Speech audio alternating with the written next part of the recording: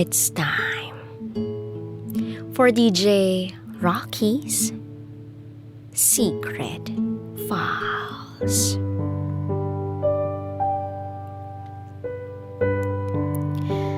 Gusto ko na ring sumunod sa kanya. Kasi siya lang yung taong nakakaintindi at nakakaunawa sa akin.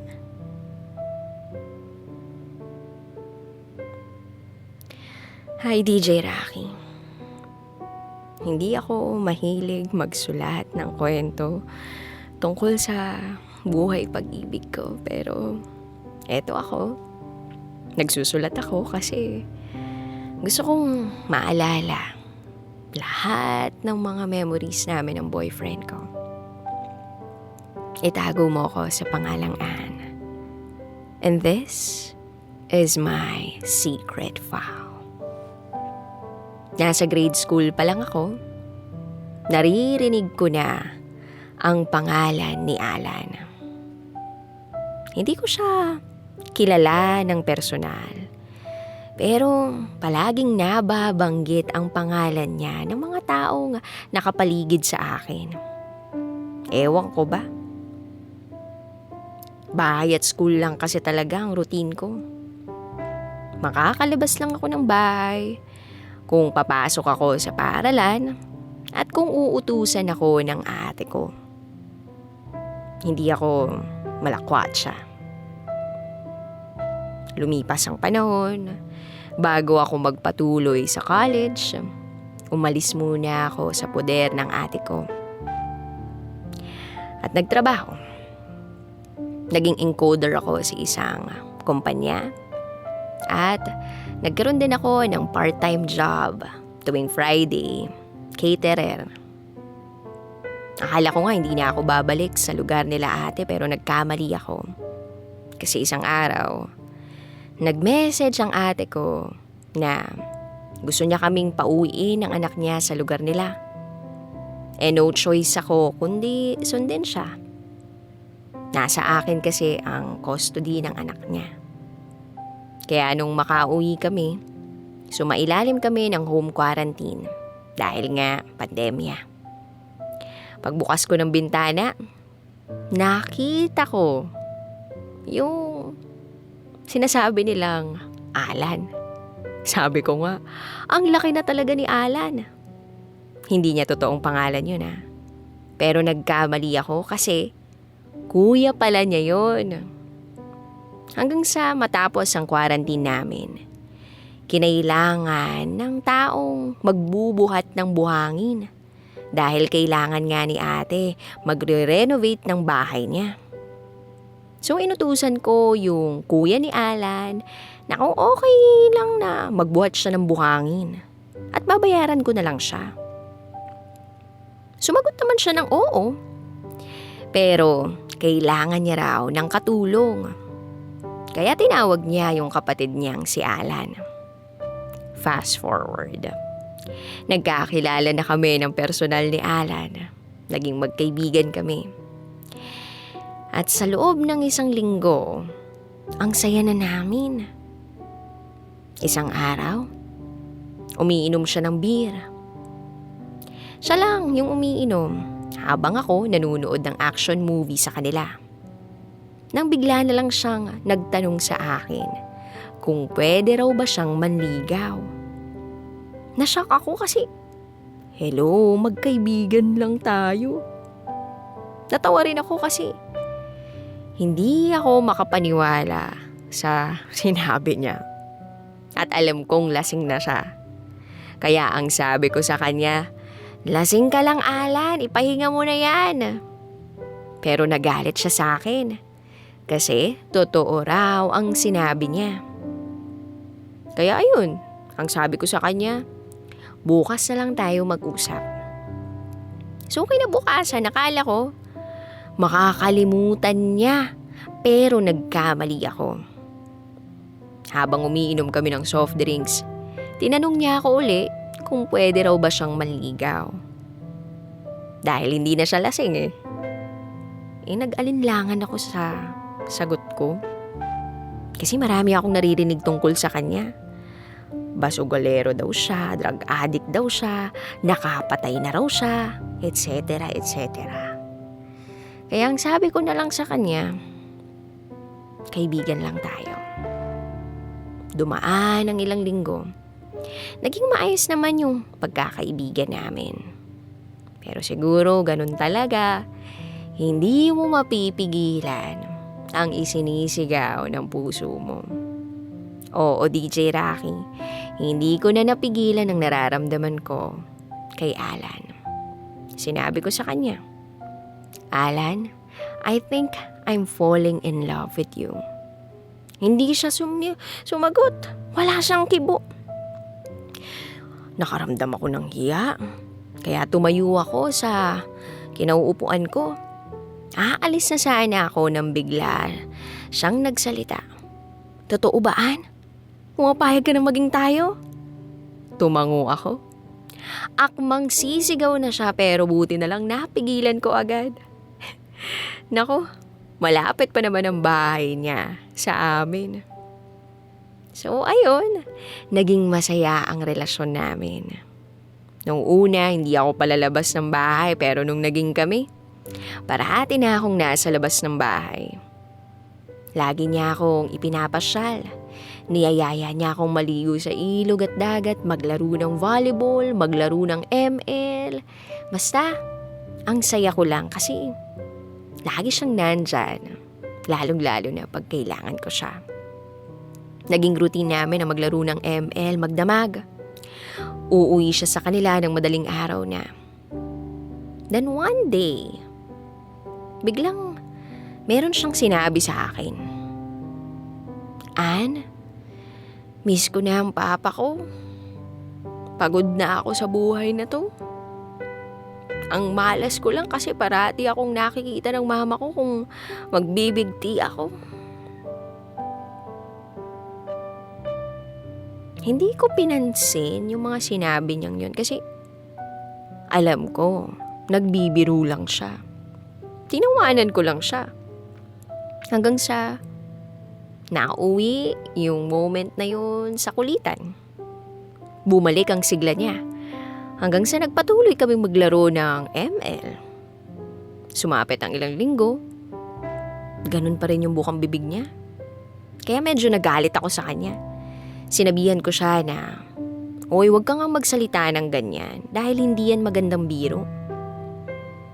Hanggang nagsuggest ako sa kanya na mag-open kami ng mga problema sa isa't isa. At doon ko naramdaman ang pangungulila niya sa ama niya. Kaya sinabihan ko siya na, huwag kang magpadala sa nararamdaman mo. Nandito ako para sa'yo. Handa akong makinig at dumamay sa problema mo. Kung may problema ka, sabihin mo lang sa akin.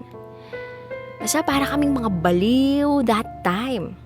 Umiiyak na tumatawa. Tapos nagsuggest pa nga siya na mag-selfie kami para may remembrance daw kami doon sa kabaliwan namin yun. So fast forward, malapit na yung monthsary namin. Ang dami naming plano. July 22, 2021. Nag-iinuman sila ng stepfather niya at mga katrabaho. Habang ako, nag-ML. Kaibigan niya na kaibigan ko na rin yung mga kalaro ko. Biglang umulan. No choice kami kundi sumilong kina Alan. Tumabi ako sa kanya habang naglalaro pa rin. Pagkatapos ng game namin, uuwi na ako. Habang siya, umiinom pa rin kasama ang stepfather niya. Pero bago ako umuwi, nagsabi siya na pupunta ako sa inyo mamaya, Ana. Maglalaro tayo. Pumayag naman ako kasi ganun yung routine namin eh. 11:00 ng gabi, pumunta siya sa amin. Naglaro kami ng ML. Nagtaka ako sa paglalaro niya kasi iba yung style niya sa laro. Gusto niya agad manalo kami. Kasi uuwi raw siya sa kanila dahil miss na niya yung papa niya. Which is, well, patay na nga yung papa niya. Sinabihan ko siya uli na wala na ang papa mo, Alan.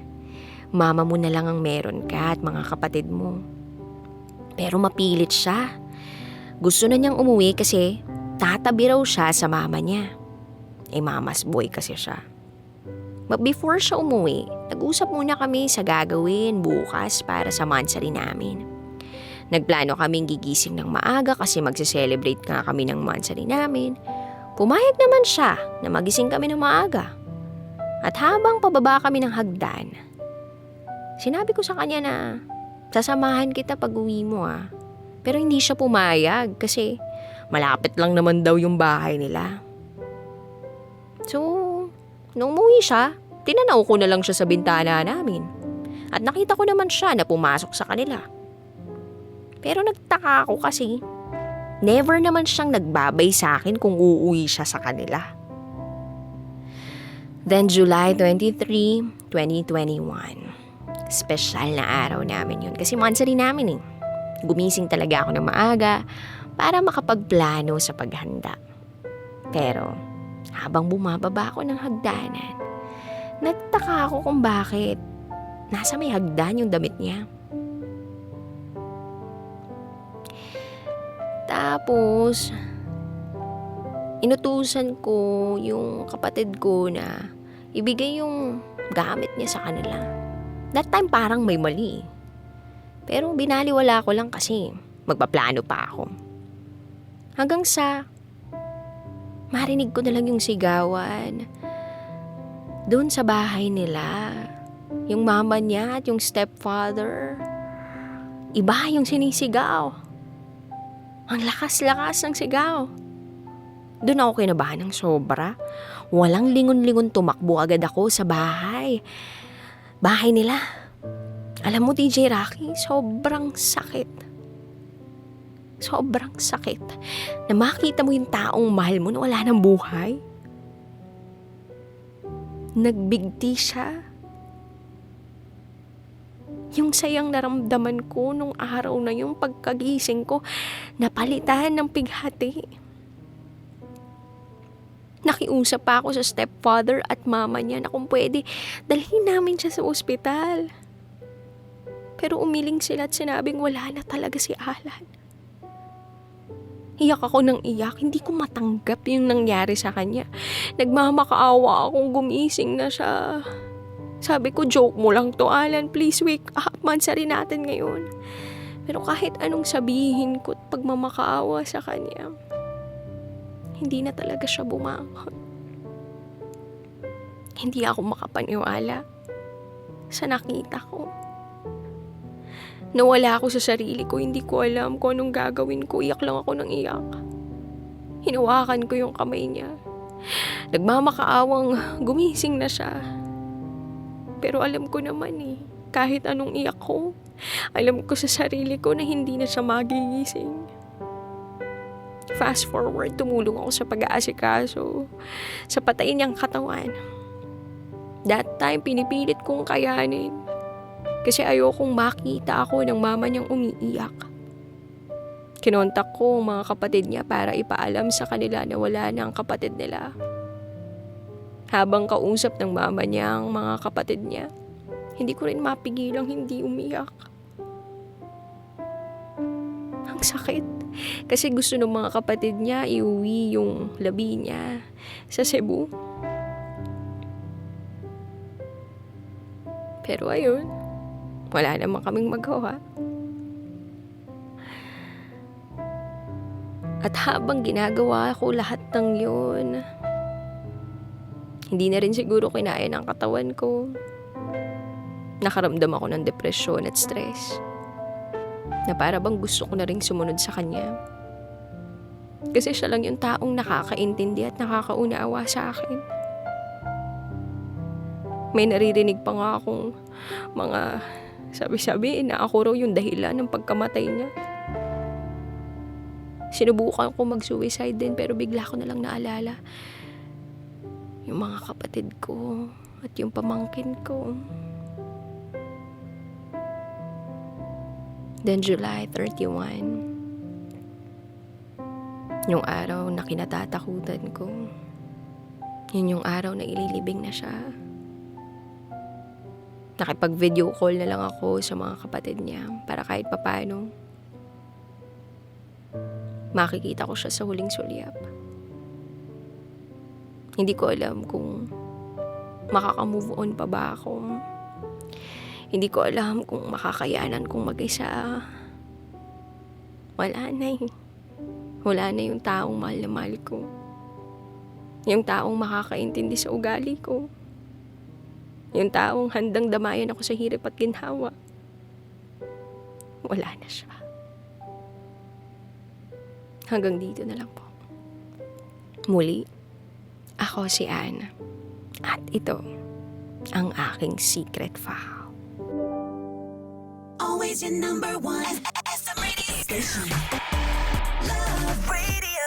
Kabisyo, nakarelate ka ba sa secret file na binasa ko?